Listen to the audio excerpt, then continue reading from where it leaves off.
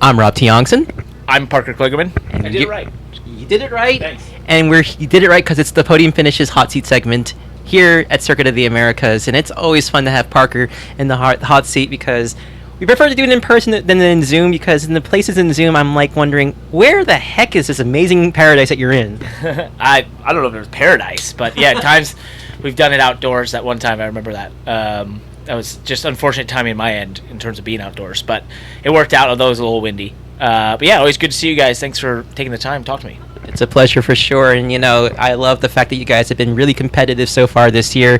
I know you got your first top 10 finish in the most recent race, so I mean, wild. Yeah, I know, because I feel like you guys have had such great competitive pace, but like you've been saying, it's just been the unfortunate circumstances. So at Phoenix, when you were able to get that top 10, well, first of all, before you got the top 10, talk about that crazy wreck that you avoided on the back straightaway. Yeah, that was wild. I saw it. The telltale to me was, and the indication was, I could read the sponsor of John Hunter Nemechek off of turn 4, and at that moment I was like, something's going wrong here. That's when I started to sort of back off, and at that point then the chaos ensued. I basically had to come to a complete stop. People kept wrecking all around me. I kept thinking it's over, and then they would just keep wrecking. So definitely a really interesting wreck, and very thankful to avoid it. As I said in my interview, though, I'd love to take full credit, but I'm sure there was a lot of luck involved, but I'd rather be lucky and good any day. When I saw that, the Dodge avoidance, I was thinking, that was Mark Martin, 1996 Coca-Cola 600. That's nice. I don't remember that. Oh, so basically he did the same thing as you in turn 1 when there was a mayhem started by Ted Musgrave and Kyle Petty. So, just saying. Got it. Cool. Well, Mark texted me a couple years ago and sent me a really, really flattering and encouraging text after I won Mid-Ohio, and that was a really cool moment for me. So, anything related to Mark Martin is good in my book. There you go, folks. And he's also got the dodge avoiding skills. Maybe not the muscle power, but that's okay. You never know. Yeah. I try to keep it a little slimmer, though. I don't do as much weight training because I did that many years ago, and then I felt very bulky in the car. So I try to be like in between and not so muscular. Well, I understand that because those seat the way they are, folks. Yeah.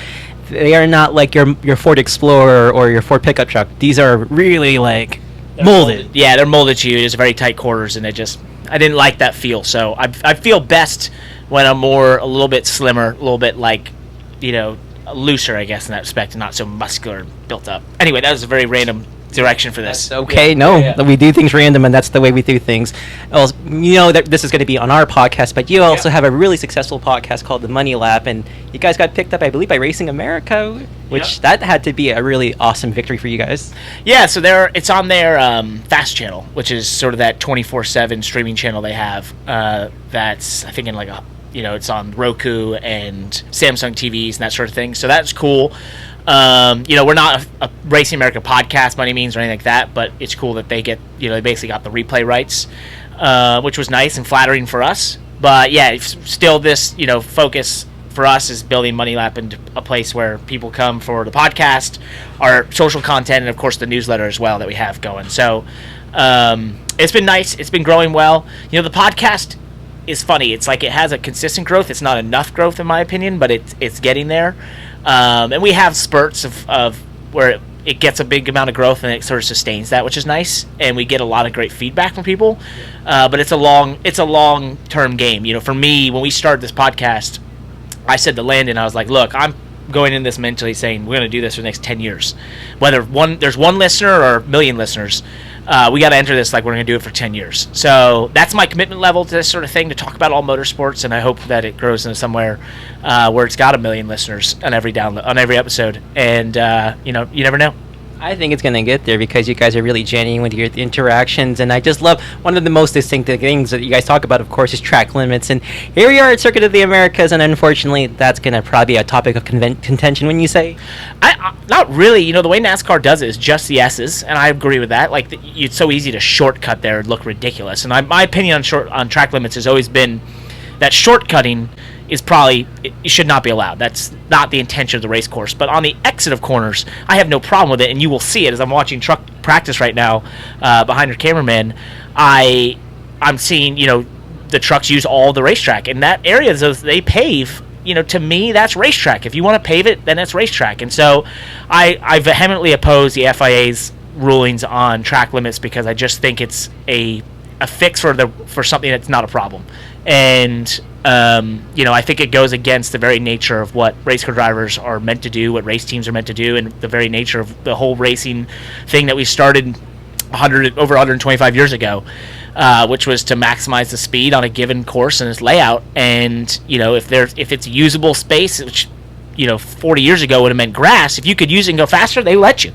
And that was just the way it was. And then suddenly we paved some of these areas for other series, and now we've had this ruling that just has nothing to do with the intention of the racing and the motorsports ethos. So I think NASCAR has it right, though. I love their track limit stuff. I hope never to get called through the S's, and I know you got to flirt with it and you got to get as close as possible, but I hope to not have to ever hear that I've gone over the track limits. Because that would be quite the irony, given how you're like, I don't want I hate it.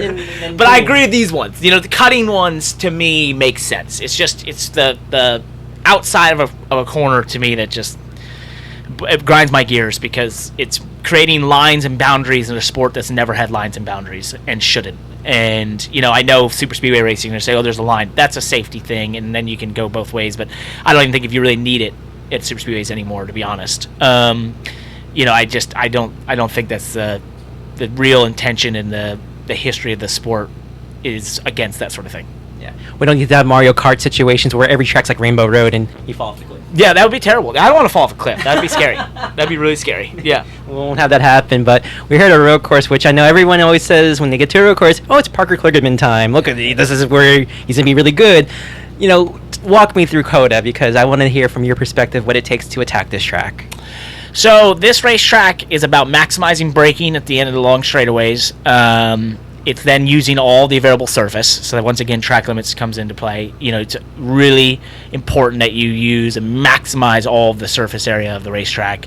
And then on the long run, you got to take care of the rear tires. Now, there's been some repaving done here, which will change things a little bit, which is why I'm watching truck practice so intently. But I think this place in a stock car is really about maximizing those brake zones and using all the available surface and reshaping the profile of the corners, because these are big, heavy water buffaloes trying to go around a 20-turn course in the hot Texas sun, and they don't want to do it. They don't want to stop, and so the braking zones are incredibly long, which means there's a huge amount of time to be made up in those, and then over the long run, keeping the rear tires on these cars can equate a lot of speed towards the end of the run. Absolutely. In other words, basically, you want to be Parker, don't be me when it comes to COTA. Hopefully people are saying that after tomorrow, right? That we all want to be Parker because he's in victory lane. So I'd love to do that. I think we have the race car to do it, our Spike Light Cooler Chevy and Big Machine Racing. And we were damn fast here last year, and we had a little issue in the car. And I think we've improved so much as a race team, we can be just as fast, if not faster. Yeah, I remember that scene because my nephew and my niece were walking with me, and I see you, and I was like, uh-oh, he's not happy. And I'm like, I'll let him walk by me without doing my usual, hey, Parker! Yeah, that was a tough day. We're not going to have a tough day. Nope. And the thing that's really nice about y'all is that Patrick Donahue, you guys are just clicking, you guys are vibing really well. I mean, he's got the experience working with Jeff Gordon when his Xfinity team was founded in 1999. Tell me what he brings to the table for you that you feel like has elevated the craft for you as a driver and for this whole team. I think really, Patrick has built this whole organization. So it's his organization through and through, with Scott Borchetta. And it's, those two have a great relationship in terms of building this from being, sort of a smaller organization to being an RCR affiliate to being where we are now, which, in my opinion, we can be a championship contender, right? And I've kind of been able to step in here and hopefully take that next step with them. And yeah, I think Patrick does a great job. He put the right people in place. And this year, our race team has just this unbelievable advantage, which we all talked about before the season, which is we did this for a year, right? This time last year, we were still learning each other's names, probably. So, we've just had that experience. And in the first few races, we didn't quite get the results. I mean, although we did score a lot of stage points, probably compared to last year, we just, as a team, it's so obvious how we're gelling, how calm everyone is, relaxed. We know what we're capable of. We know what we're here to do and what we can do. And so, really, for us, it's a far more calm way to go racing. And I think you see there's a calm, quiet confidence amongst this race team now that, last year, naturally, we just didn't quite have. So that makes me enthusiastic for it. I think, we're all gelling really well, and we're all trying really hard. And once we break through into victory lane, the floodgates can hopefully open. Not only the floodgates will open, you're going to be putting the flag on the grass. Yes, we'll do that, 100%. I got to find the spot. I was gonna say maybe the front stretch right where Victory Lane is after you do your burnout. Yeah, that's what I was thinking. So, Not that I'd love to have that problem. Not that I'm revealing my pick, folks, because I know a certain person named AJ Allmendinger might be a little sad about that. You know what? He's won enough. Exactly. He's got 2 in a row. Got to give some to Parker over here. Share the wealth. Exactly. We got a couple more questions before we wrap things up here. Now, I know over the years you've been the huge Simta racing advocate, and we've seen it grow in the garage area. I mean, Roger Carruth's in the Truck Series right now. Obviously, Willie B's doing some stuff in the Cup Series. What's it mean to you to see all the success of these iRacing drivers now in the real life racing? I love it. I think it's really, really cool, and it's my theory from 15 years ago that I felt like this was going to become a thing, and that it's really becoming a new form of grassroots racing, an entry point for people. It breaks down that barrier of entry for people to get involved in motorsports like Raja has shown, and I mean, I think this is just going to continue to grow, and I think that 100% of the drivers in the next decade will have all started in sim racing. It just makes sense, and it's becoming so realistic, and so I think it's really cool for iRacing and Steve Myers and that whole group who I love dearly, and I love that, not to be selfish and pat myself on the back. I love that I was right, but I felt like it wasn't a really hard thing to predict when this is a really hard sport to enter into. It's cost a bajillion dollars to do, no matter what level you start at. And here's an entry point that's super realistic, and it doesn't cost us nearly anything at all. So it's, I think it makes sense, and I'm really happy to see it. And we saw that victory, I think, in Atlanta. I forget the driver's name, but you could see the excitement from that young man when he won that race. I was Malik Ray.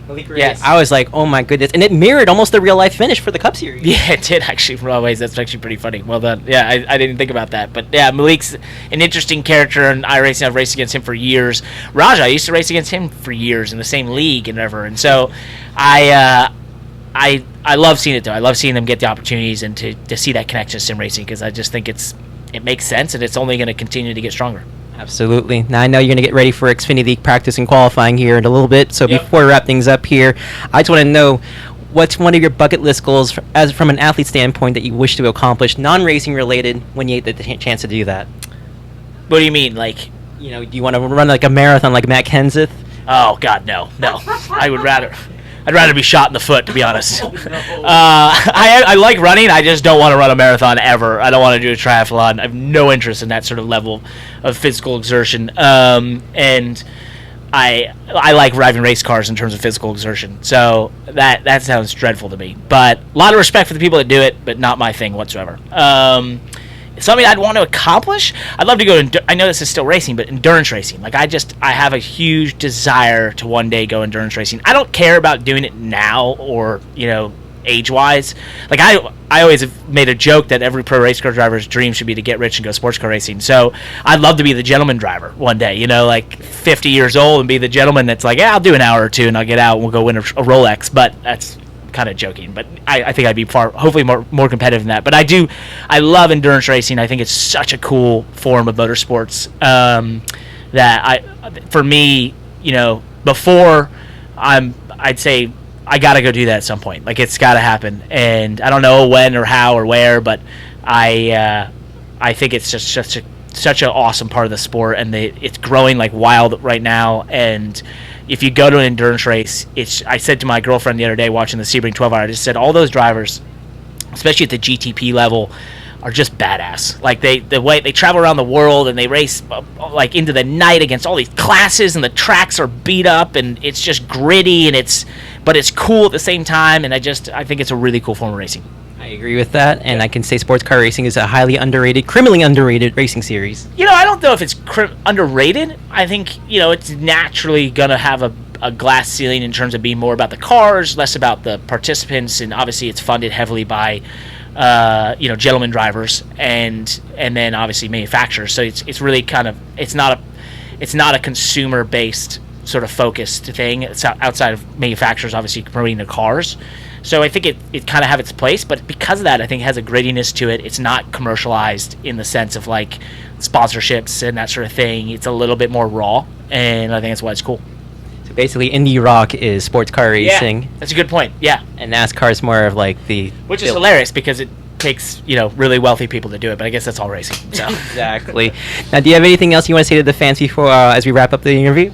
just ready to go win. I think for us here in 2024 at Big Machine Racing, it's such a big opportunity to be here. I'm very thankful to Scott Borchetta and everyone who allows me the opportunity, Spike Flight Coors, and I love representing them, and I think our race car looks great, and I desperately, so badly want to get to Victory Lane, and I can feel it, I can see it, I can taste it. We just got to go break through, and I know when we do, it's going to be a big moment. Well, if he does make it happen, we were the first to say that he won a race. So There you go. the podium finish with Parker Kligerman here in the hot seat. We hope you check it out, folks. Hit that like and subscribe button right now.